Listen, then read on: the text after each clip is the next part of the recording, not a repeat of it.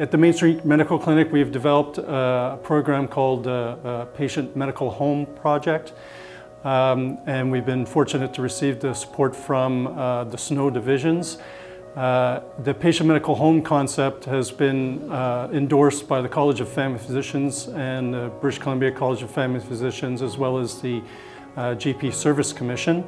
And the concept is that patients come to one place, one area where they can receive a lot of their services. So that would be seeing their family doctor, perhaps having pharmacy or a laboratory, and also accessing increased community supports that we have through Interior Health here. And so the idea of the program was to bring the extra supports that are existing in Vernon through the Interior Health, to partner up with them along with the SNO division to create these extra services for patients to access in the community.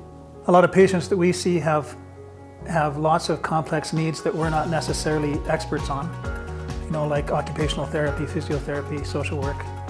And those kind of needs are, we need a lot of help as physicians. We need help with getting some of those things done. I took on many challenging patients who needed a lot of help, and having the opportunity to meet with a care team, with a dietitian, of social worker, with a physiotherapist, of OT, was a great success. Great benefit, Like when you see a patient as a doctor in your office, you wanted to get some other services or other things to be done for them, but you have to write a referral letter to somebody else, they make an appointment, they go see the person. So things get delayed in the process sometimes. And during that time, some can actually become very ill or get quite serious in terms of their medical condition. But, with this program, things are done pretty much faster, Like we get to get people in one spot as much as possible. So when you see the patient, they can be referred to these other team members within a very short space of time. The big thing that helps me the most, I think, is that because we're meeting weekly, we can bring up things that come up. And every week there's things that come up. I mean, it's actually very nice to walk into the meeting and say, I met with Mrs. So-and-so or Mr. So-and-so last week, and we need to talk about some things with them that's going on right now that are concerning. It's nice to have input from those people. So what I can do in my office tends to end as they leave the door. And this is where the community team picks up and runs with the ball in the community. For example, I had a patient last week who was being evicted. He had a stroke. He wasn't managing very well, and he was being evicted from his home for reasons beyond his control. And I hadn't seen him for months because he hadn't been into my office, so I really didn't know what was going on. But I think it was the social worker brought up his name and told me the problem, and I was able to deal with it immediately the next day. Firstly, you have somebody who has another area of expertise beyond yours, which you can benefit from, learn from. They also see the patients in their home environment, which we tend not to. And again, you feel that you're having a collaborative approach rather than just you making all the decisions all the time. It's a huge benefit. For someone like me who is new to practicing here in BC, I get to know people who do different stuff for my patient. That's a big advantage for me. Before now, I just write a piece of paper and send them to somewhere, and I don't even know who they are. But now I see them, we discuss on the same table, and it make my care for patient quite easy for me. Have meetings of SNO here as well. We discuss how this program can be improved, what can be done to improve this program and to make our patients have a good care. The SNO divisions has been really integral in forging this communication with Interior Health and the physicians in the building here. And without them, we wouldn't have been able to partner together and work forward.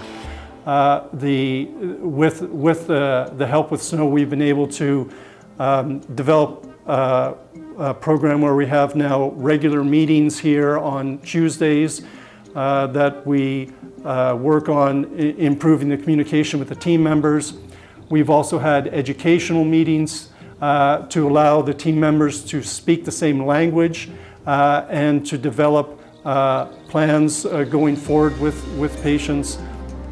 In addition, SNO's been really helpful in bringing an evaluator, so we're starting to now work on evaluating the program to make sure that we get bang for our buck and we're doing the right thing.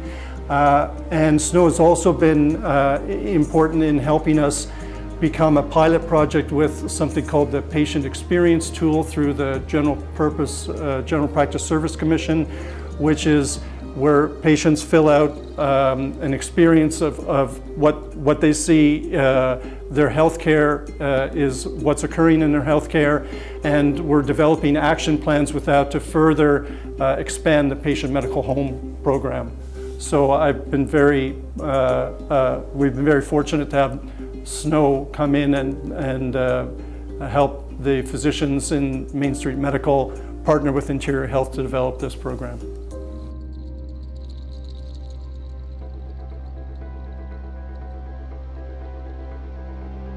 So the Wellness Center is a legacy project that came out of the Child and Youth Mental Health and Substance Use Collaborative. And the goal is to have a school-based wellness center located right in a school and provide wraparound care and services for youth, starting with access to a medical clinic as well as counseling and other programs so that we can offer wellness in the school, as well as provide support and education for parents and for the professionals that work in the school district.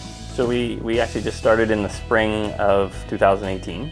So we caught the last 3 months of the last school year. So this will be our first full year here in the high school. It is better than we expected. When we proposed the idea, Dr. Curry was at the table and so was the vice principal. And we asked, what would you think about putting a medical clinic or a school-based clinic in the school? And it was a resounding yes.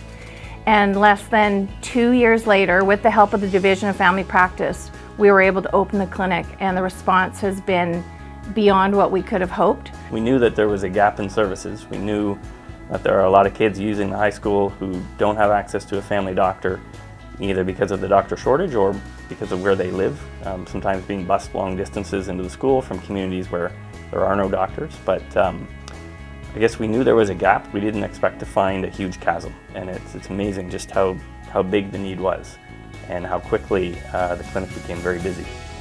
Monica and all of our partners created a space that I think the kids are very comfortable using, and I think maybe there's a bit of a generation gap, but I was blown away by how comfortable kids are coming in to talk about their mental health problems. To me, I expected some stigma or some difficulty, and I think the need was there. They're comfortable talking about it, they just needed the opportunity.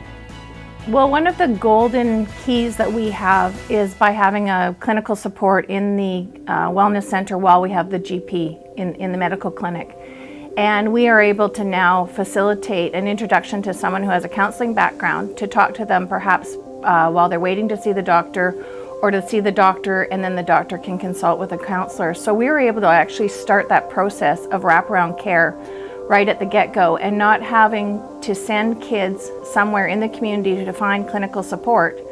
And they don't know how to navigate in the community, they don't know how to find these services. We have the services here. And with this wraparound care, our clinical support is able to offer programs and services and even just help them with a coping step plan if they're having test anxiety. So for us, that has been the real gem, is having them right in this space along with the GP.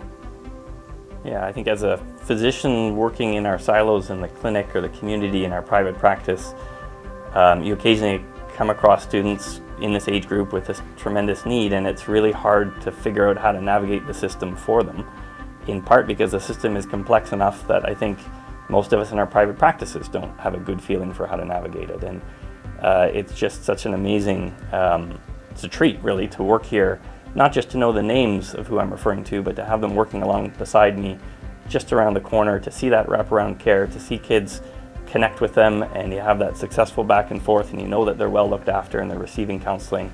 It's quite amazing to see. Snow support from day one, from our first ask, has been exceptional, and we wouldn't be here right now today if it wasn't for Snow. Right from the very beginning, when we wanted to do some strategic planning and to actually see, we did some research whether the project was viable and if we had partner buy-in. They helped us fund that research, and from that piece we knew was now in writing, and we had data to support that this project would work. And so from there we've had Snow support in furnishing the Wellness Center. All the community partners have come, and they're actually working off the sides of their desks, or not off the sides of their desks, but they're working, they're just mobile. They're moving from their office into the Wellness Center. But we don't have a really big funding stream, which we're working on. So Snow furnished the medical clinic, and people are just surprised when you walk in there. Like, it's a real doctor's office, and you have it right in a high school.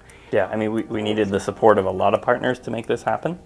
The school board was a big one, the community organizations that send their staff in to work with us, and even some professionals in the community who volunteer their time. But at the end of the day, without the equipment and without funding for a coordinator, Monica's position, none of this could happen, and we owe that to Snow.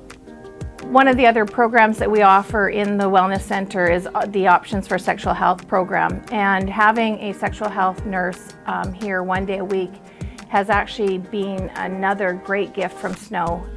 The uptake was a bit slow at first because we are talking about sexual health, but in the last month, she was here April, May, and June, it was great in terms of the number of young people that were being proactive and wanting to look after their sexual health. Getting birth control and talking to her, getting counseling on their sexual health. So we're very appreciative of having that program in the Wellness Center. Going forward, we will still have the sexual health nurse here once a week, as well as we are going to be having LGBTQ plus programming, which we are going to call our Intersectional Pride Project. And Snow is sponsoring that position as well. So they're going to be here twice a month. We're going to have support group for kids, workshops, discussions on diversity, intersectionality. And so we're really looking forward to having that offering that we can have in the school and then take it outside of the school as well. And Snow is also helping us with our backbone, which we call our electronic medical record system. And we do need to have our own internet in the center for privacy and confidentiality. So they'll be helping us with that, and a website. So we're looking forward to having that website, reaching out to the kids, having them one link that they can click on after a visit and give a survey and feedback to how well we're doing or what we need to improve on. Yeah, I mean, having met face-to-face the students last year and seen what the needs are, I can't imagine Salmon Arm without this clinic moving forward, and I think our job now is just to grow and meet the need that's out there.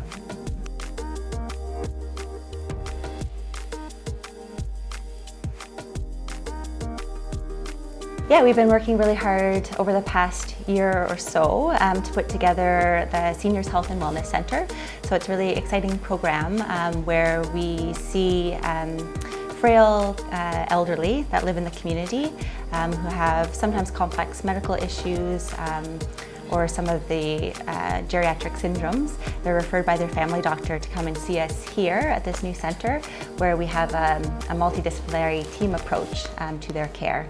So they're seen by multiple members of our team, and all discussed with the full team to develop shared care plans to really try and meet the client's personal goals of care and maintain their independence in the community as long as possible.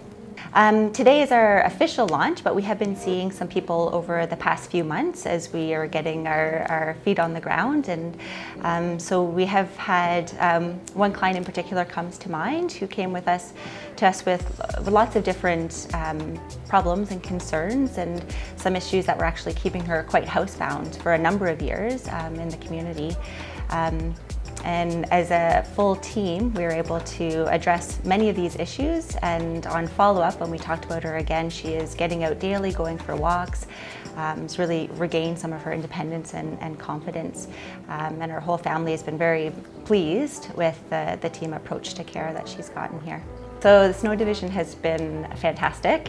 They really have been the ones who have pushed this forward. So I've truly gained an appreciation of the complexities of starting up a new program. I know when I first thought about setting up something like this, I thought it was as simple as saying I'm going to do it and let's go. And I realized that I needed a lot of support to help something like this get off the ground, and Snow Division has definitely been supportive. They've been kind of that go-between to really help smooth things between the health authority and the community to make this happen. So yeah, their support's been integral for sure. I mean, Salmon Arm is so fortunate to have fantastic family doctors. The trouble with a lot of these clients is they are very complex and really do benefit from that full team approach. So whereas a family doctor sitting in their office in isolation may have to make multiple phone calls on multiple different days to try and hook in with all of these different services, the beauty in this program is we have everyone around the table talking at the same time together about one particular client to really develop that shared care plan. So I did my care of the elderly training in Victoria, BC a few years ago, and when I was there I had the opportunity to work in a lot of teams to care for frail elderly. So when I came back to Interior Health, I thought it'd be super cool to set up that sort of model in our communities here. Interior Health was already starting to work on some of these this concept in some of the bigger centers like Kelowna and Kamloops that have programs up and running now, but there wasn't anything for some of the more rural communities. So I did approach the Snow Division with this idea, and then Snow Division kind of just ran with it and really made it happen. They collaborated with Interior Health in order to secure the funding and also ensure that we would be able to work with all of the allied health that are employed by Interior Health. So their support really is what has made this all happen.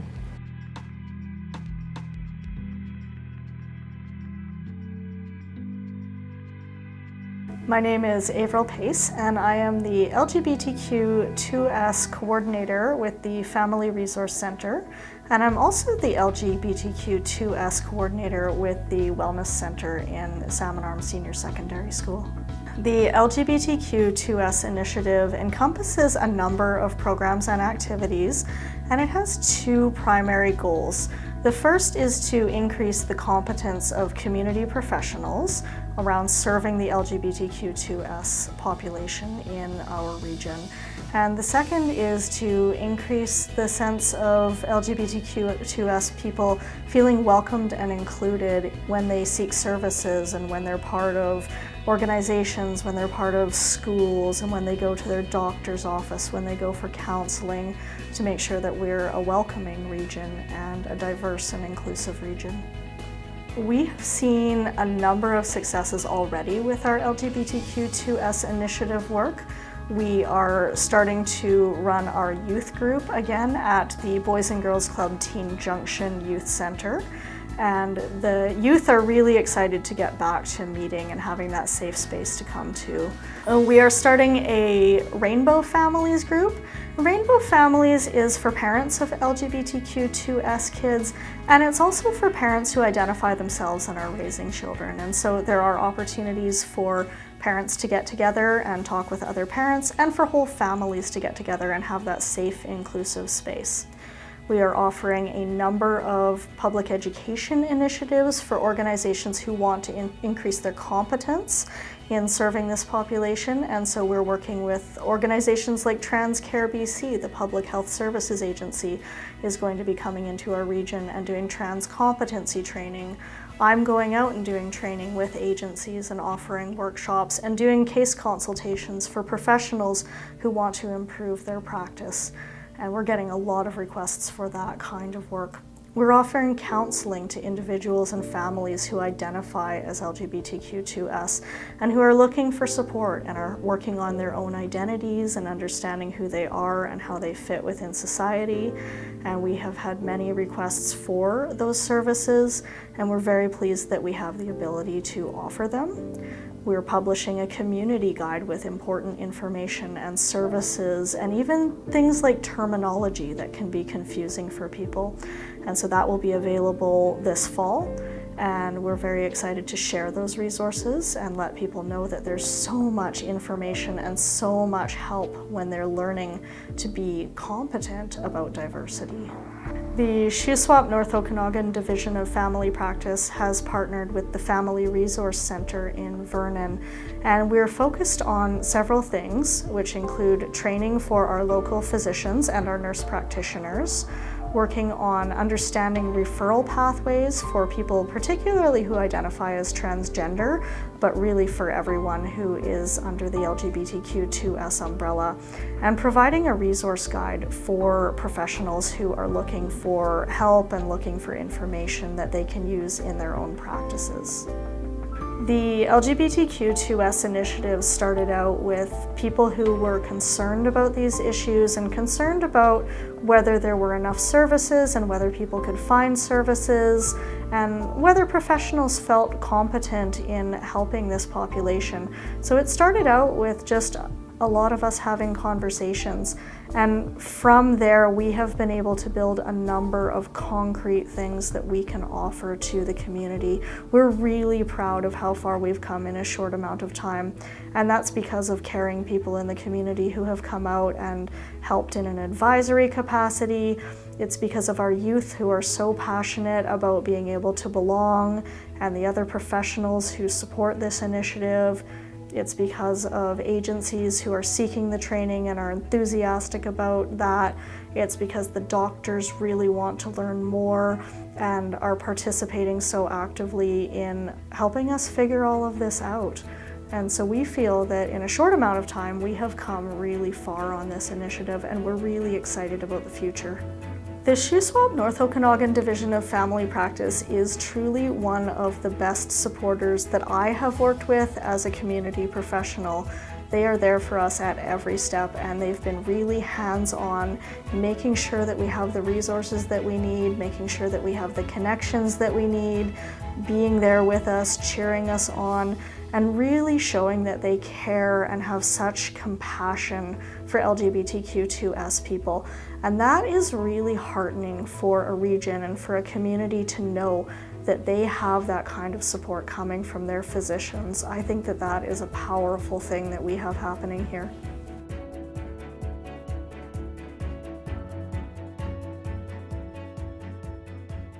The genesis of this project was the provincial Raising the Profile initiative, and it was spearheaded by a provincial group that was formed in 2016, and it was funded at the time by the BC Ministry of Health and the United Way, the Union of BC Municipalities, and several others.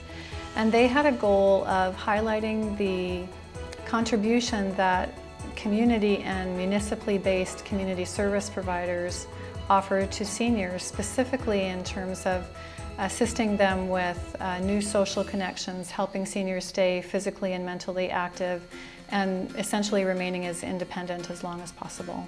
That provincial network undertook a series of consultations all around the province in 2017. And in April of that year, Dr. Rick Sherwin and Tracy Kirkman from the division attended the Kelowna-based consultation. And they came home inspired by the project's goals and by their research findings that suggested that programming focusing on health promotion, on disease prevention, and on fostering resilience had a significant impact in the overall health of seniors. They resolved to support a Vernon-based initiative based on raising the profile. And so what they decided to do was to approach the community. They didn't want to pre-prescribe what would happen. So the idea was, let's ask the community, those who are most knowledgeable about what the needs are, with the question of, if Division were to sponsor and support a project that would enhance the health and wellness of seniors in Vernon, what would that be? 3 community consultations were planned to take place in October 2017 and March and January of 2018. But what we found was that by the end of that second meeting in January, we had the answer. That was to strike a coalition of community representatives who would work together collectively to identify and address the needs of Vernon seniors. The name of the initiative that the local group came up with was Vernon Seniors Action Network.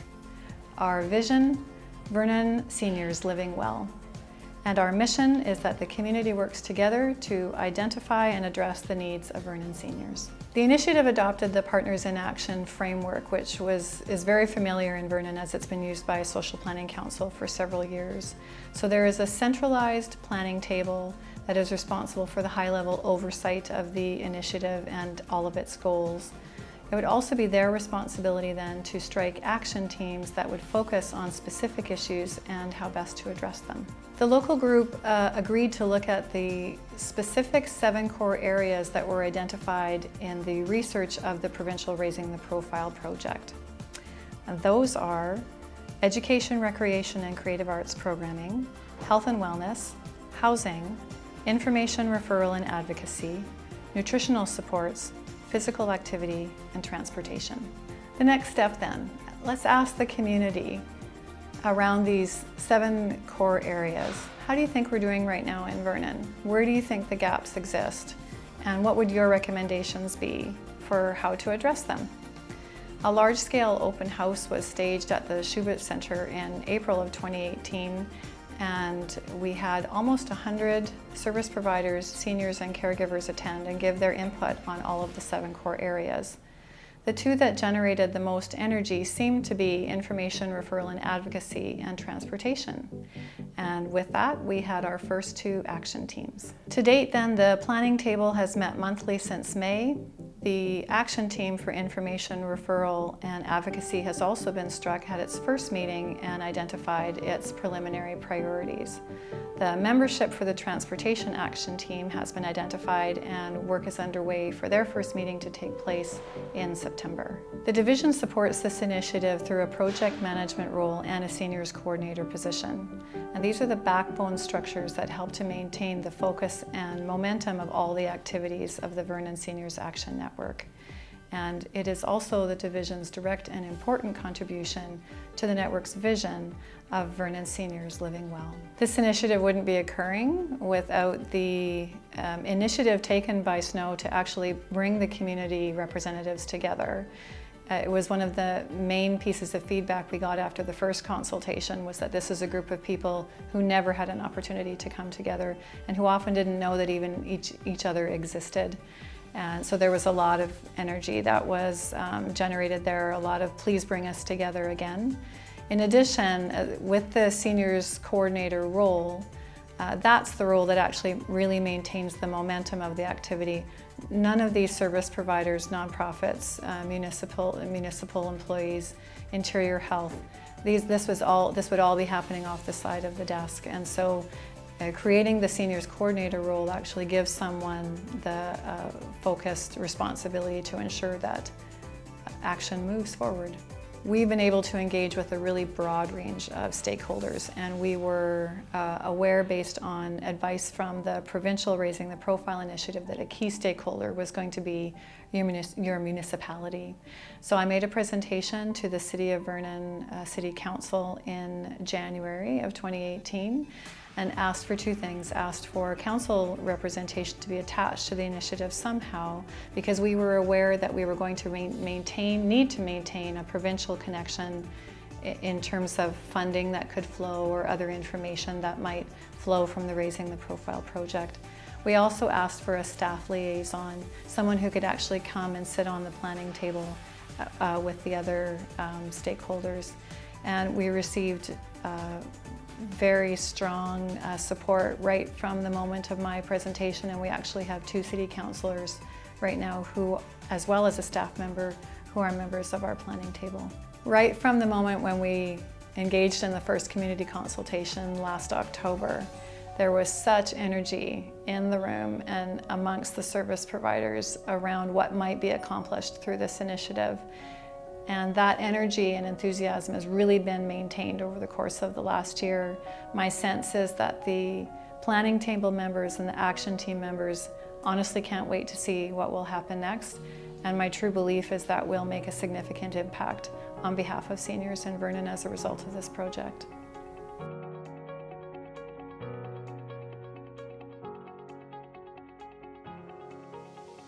This program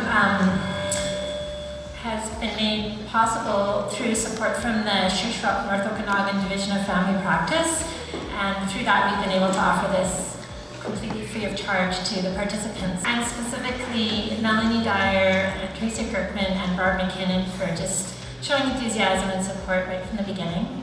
Secondly, we couldn't have done this without Andover Terrace and Helena McGowan, who supported us and allowed us to rehearse in their space every week through the year, and it was just a lovely rehearsal space, so thank you. Thirdly, behind every great choir, apparently there's a hardworking pianist, and I'd like to mention Grace Udorf, who came every week and accompanied us and made our rehearsals really beautiful. So, in case anybody's wondering, we will be going again next year, and we will take new members. Your only requirement is that you're between the ages of 7 and 17, or that you're older than 17.